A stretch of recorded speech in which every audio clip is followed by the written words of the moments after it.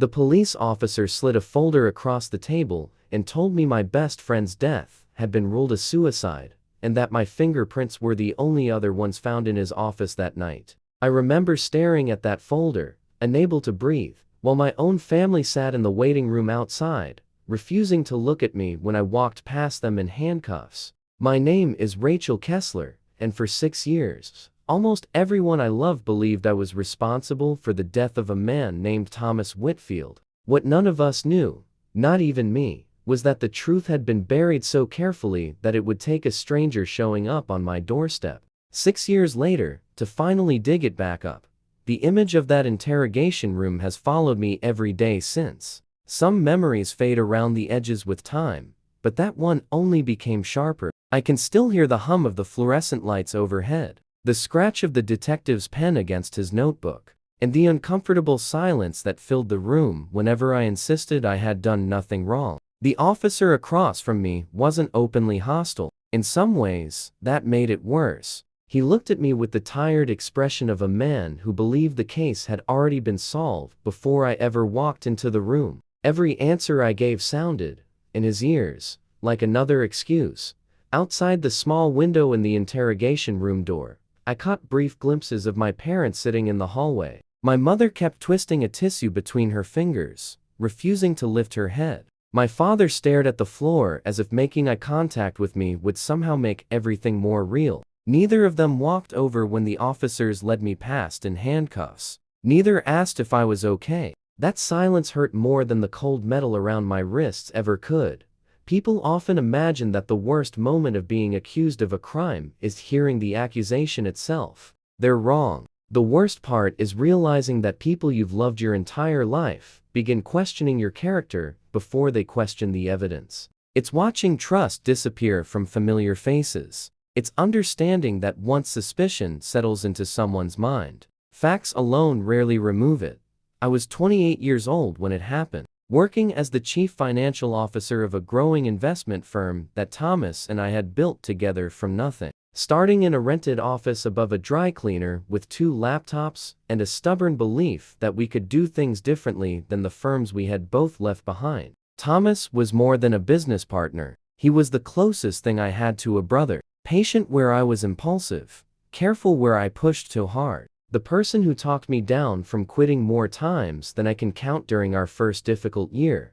Those early years weren't glamorous. There were mornings when we unlocked the office before sunrise and nights when we forgot to eat dinner because we were still reviewing client portfolios long after everyone else had gone home. The office itself was barely large enough for 2 desks, and every time the train passed a few blocks away, the old windows rattled hard enough to shake dust from the ceiling. We laughed about it back then, promising each other that one day we'd have a real office with glass walls, conference rooms, and a view worth looking at. Thomas had an incredible ability to stay calm under pressure. Whenever I panicked over losing a client or worried that we were taking too many risks trying to grow the company, he'd lean back in his chair, fold his hands behind his head, and remind me why we started in the first place. "We're not building this to get rich overnight," he'd say, with that quiet smile of his. "We're building something people can actually trust." It sounds simple now,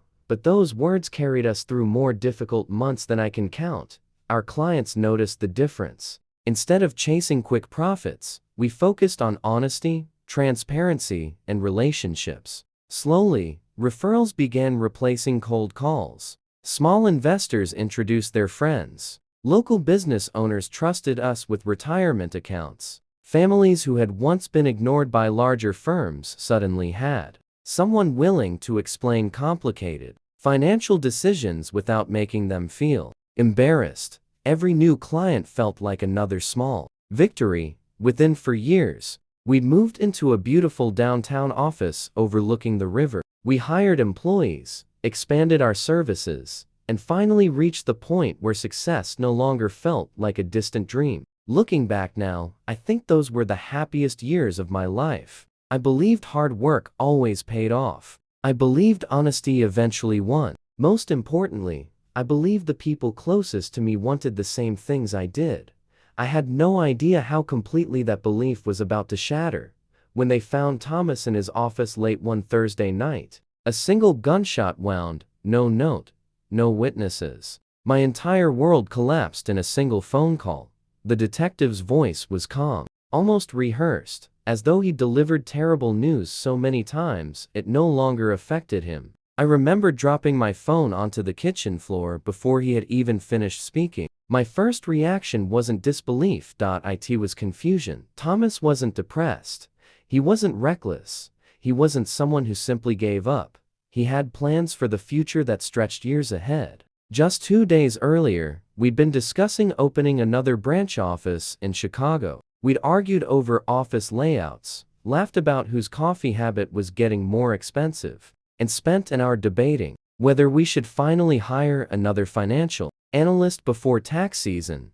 Nothing about that conversation sounded like someone preparing to end his life. By the time I reached the office building, police cars surrounded the entrance. Red and blue lights reflected across the glass windows, turning the entire street into a blur of flashing color. Officers stopped me before I reached the front door. "I'm Rachel Kessler," I said, struggling to keep my voice steady. "This is my company. Thomas Whitfield is my business partner." The officer looked toward another detective before stepping aside. "Stay where we can see you." That sentence stayed with me. Not, "We're sorry for your loss." Not, "We'll explain everything." Just, "Stay where we can see you." Even before the investigation officially began, I had somehow become someone they were already watching. I stood outside for nearly 2 hours while investigators moved in and out of the building carrying evidence boxes. Employees gathered across the street in frightened little groups, whispering to one another. Every few minutes, someone glanced toward me, before quickly looking away. That's when I realized something terrifying.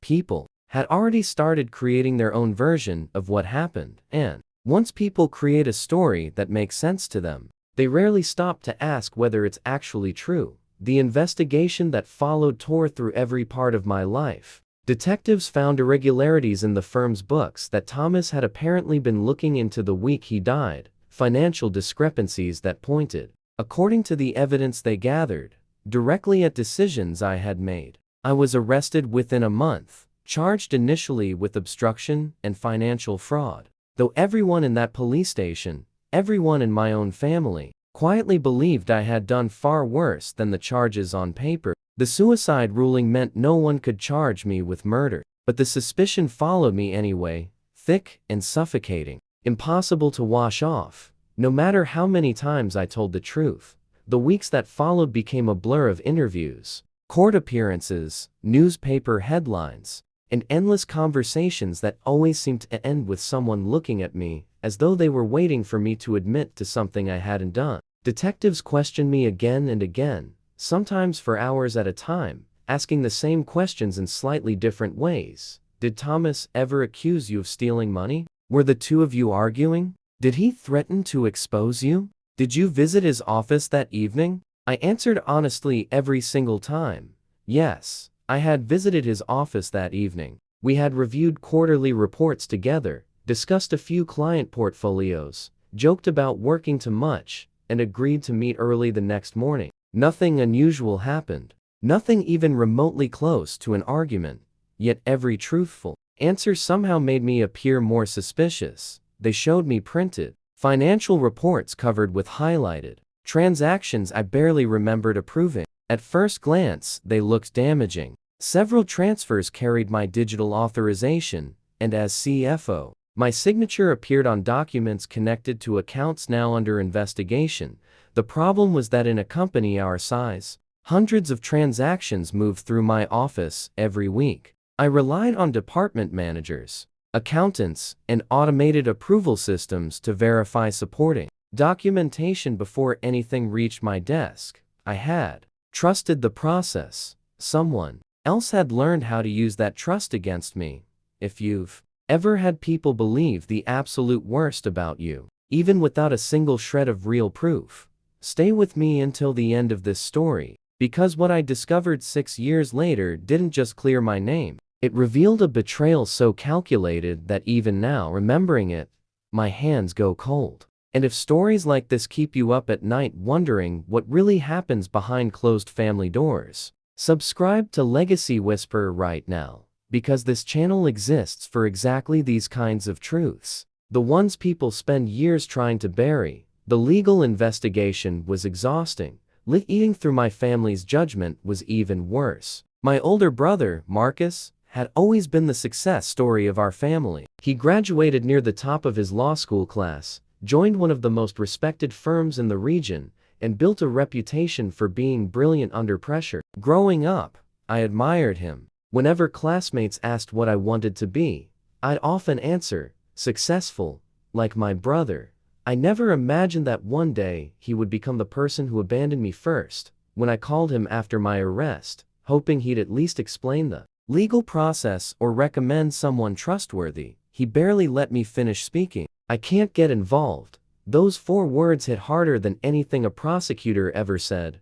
Later, while I sat in the next room, I overheard him telling our mother over the phone that he couldn't risk damaging his own reputation by defending someone facing accusations like mine. Family or not, he said it so calmly. As though protecting his career mattered more than protecting his sister.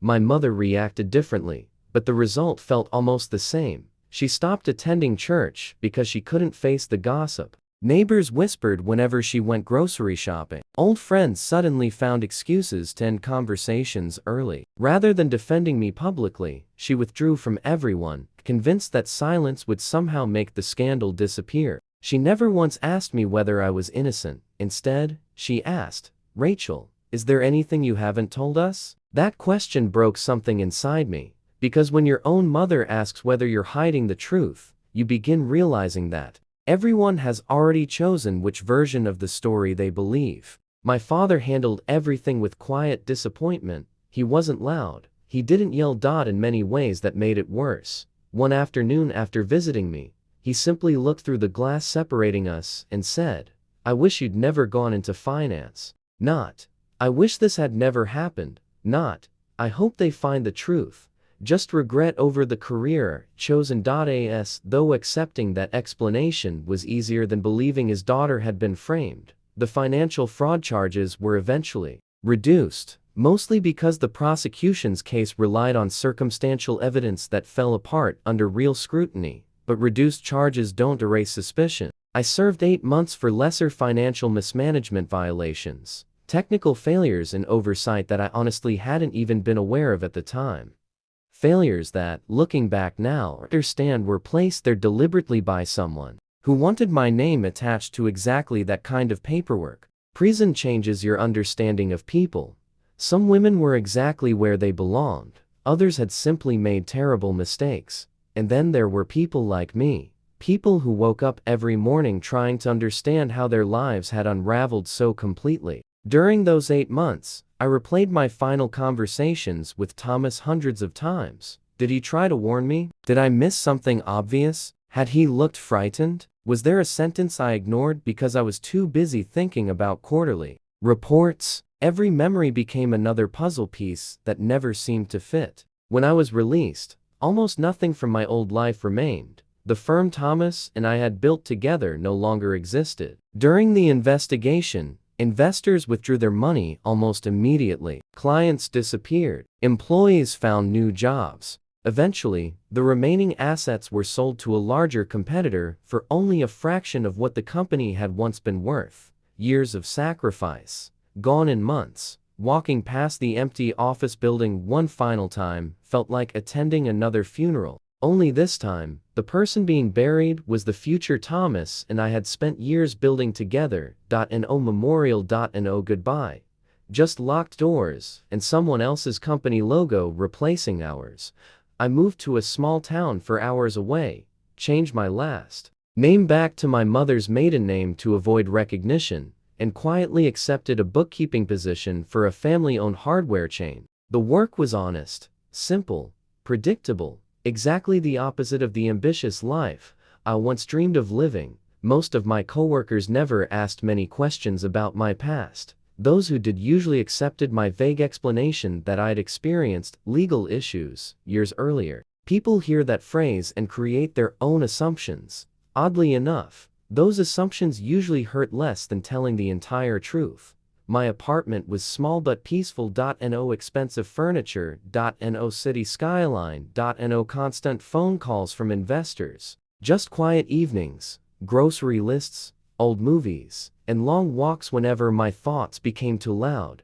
My parents visited twice a year, Christmas, my birthday. The conversations always stayed painfully polite. Safe topics only: weather, work, neighbors. No one mentioned Thomas. No one mentioned the investigation. No one mentioned Marcus refusing to help me. We all acted as though pretending the past never happened somehow made it easier to live with. It did, in single quotes. It only made the silence heavier. Marcus never visited. Not once. Sometimes I'd wonder whether he felt guilty for abandoning me. Other times I'd convince myself he simply didn't care anymore. Eventually, I stopped wondering altogether. For 6 years, I lived like that, carrying questions no one seemed interested in answering. I never fully accepted the suicide ruling. Something about it always felt incomplete. Thomas had been cautious, methodical. He planned everything. People like him didn't simply leave the world without leaving behind an explanation. Still, I had no evidence. Only instinct. And instinct means very little when the official record says otherwise. So life continued, quietly, painfully, until one rainy October evening. A knock at my apartment door changed everything. Rain tapped steadily against the windows. As I walked to the door, expecting to see a delivery driver, or perhaps one of my neighbors, instead, a woman in her early 60s stood beneath a dark umbrella, her gray coat soaked around the shoulders from the weather. She held up an identification wallet before I could ask who she was. "My name is Sarah Voss," she said calmly. "I used to be a detective." Something inside me tightened instantly. I was the lead investigator on Thomas Whitfield's case. For a moment, neither of us spoke. I hadn't heard Thomas's name spoken out loud by a stranger in years. Most people avoided mentioning him around me, as if saying his name might reopen wounds that had finally healed. The truth was, they had never healed at all. "May I come in?" she asked. I hesitated only a second before stepping aside. The apartment suddenly felt much smaller than usual. I made coffee out of habit, but neither of us touched the cups after I placed them on the table. Detective Voss looked around the room for a moment before speaking. "I've wanted to have this conversation for a very long time." I stared at her. "The case was closed." "It was," she answered, "but I never stopped working it." That sentence stole my breath. For 6 years, everyone else had moved on. The department had moved on. The courts had moved on. Even my own family had accepted the official story. Yet somehow this retired detective hadn't. She reached into her leather bag and removed a thick folder, considerably larger than the one I'd been shown during my interrogation years earlier. I kept copies of everything that bothered me. She slowly spread documents across my kitchen table. Phone records, bank statements, corporate ownership records, photographs, handwritten notes, pages covered with dates connected by arrows and highlighted circles. "This became my retirement project," she admitted with a tired smile. "My husband used to joke that I spent more time thinking about your case than enjoying retirement." I could barely speak. "Why?" "Because something never fit." She leaned forward. Thomas Whitfield didn't look like a man preparing to end his own life. He looked like a man who had found something. My heart started pounding. She explained that several months earlier, she'd received an anonymous email containing only a single name. At first, it seemed meaningless, but curiosity made her follow it anyway. That name eventually led her to a financial records specialist who had secretly assisted Thomas during the final weeks before his death. Thomas hadn't trusted the firm's internal audit anymore. Instead, he'd quietly hired outside help without telling anyone, including me. The specialist had reviewed thousands of transactions. What she discovered terrified her enough to leave the profession entirely. Thomas hadn't been investigating financial records that pointed toward me. He had been investigating someone else. Someone who understood corporate structures well enough to hide millions of dollars inside layers of shell companies. Someone patient. Someone intelligent. Someone connected to our business in a way almost nobody knew. I felt my stomach knot. Who? Detective Voss met my eyes. Marcus. The room became completely silent. I actually laughed. Not because it was funny, because it sounded impossible. My brother? She nodded slowly. I'm afraid so. I shook my head over and over. No, you've made a mistake. I wish I had. She slid another stack of documents toward me. Years earlier, Marcus had quietly become a minority investor in our company. Not directly. Through several holding companies designed specifically to hide his ownership, everything had been structured legally enough that neither Thomas nor I ever recognized his involvement. As the company grew rapidly, Marcus allegedly began diverting small amounts of investor money through complicated transaction chains. No single transfer attracted attention. No individual amount looked suspicious. But over several years, those small transfers became millions. Thomas noticed tiny inconsistencies during a routine audit, the kind of inconsistencies only someone as meticulous as Thomas would ever question. Rather than accusing anyone immediately, he began gathering evidence quietly. He wanted proof before making allegations, especially if those allegations involved my own family. The more Thomas uncovered, the closer he came to exposing Marcus. Detective Voss looked down at one photograph. This was taken 3 days before Thomas died. It showed Thomas leaving a downtown records office carrying several storage boxes. He wasn't collecting client files, she said. He was collecting evidence. Tears filled my eyes. Thomas had been trying to protect the company, trying to protect me, and I never even knew.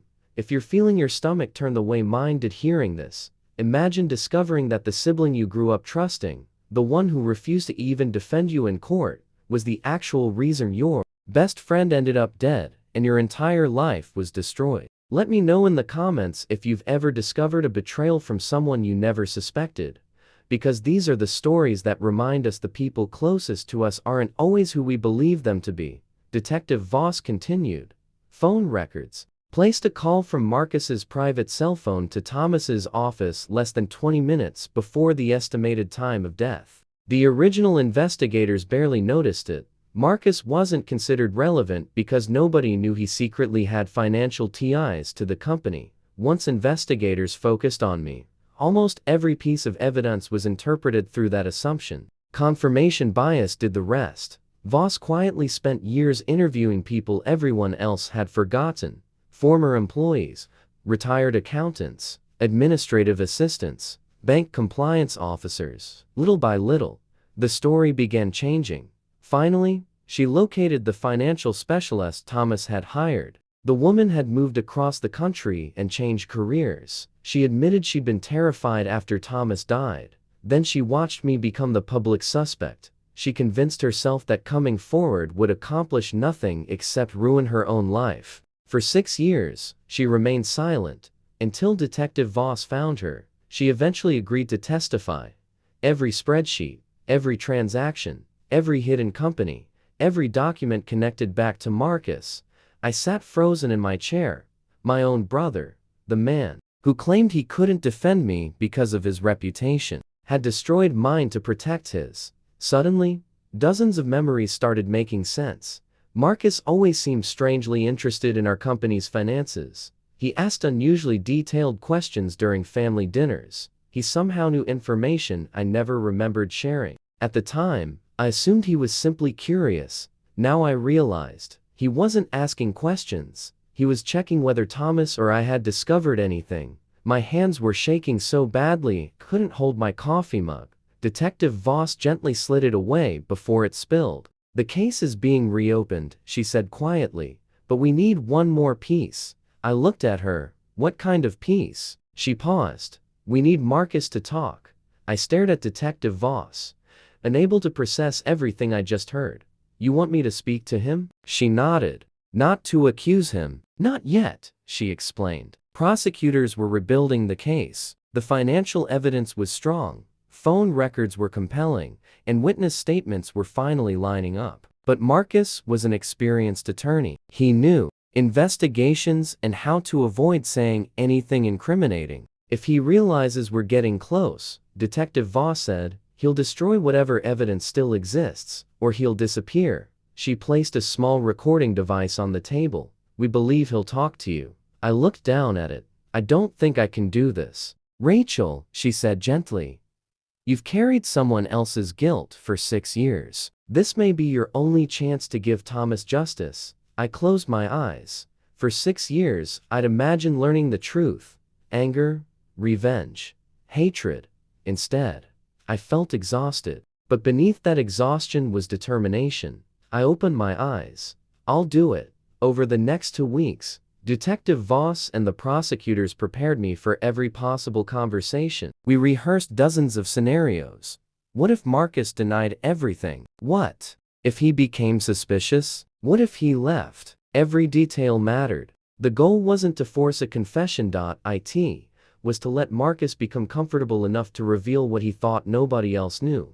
Finally, I called him. To my surprise, he answered almost immediately. "I've been thinking," I said carefully. "It's been 6 years. Maybe it's time we had dinner." There was a long silence. Then he sighed. "I've wanted that too." I couldn't tell whether he meant it, or whether he believed the past had been buried forever. 3 nights later, Marcus walked into my apartment carrying a bottle of wine. "You've fixed the place up. It's home." For the first 20 minutes we talked about ordinary things. Work, our parents, the weather. Slowly I guided the conversation toward the past. "Do you ever think about Thomas?" Marcus stared into his glass. "Sometimes. I still don't understand what happened," he quietly said. "Some things are better left buried." That sentence sent a chill through my body.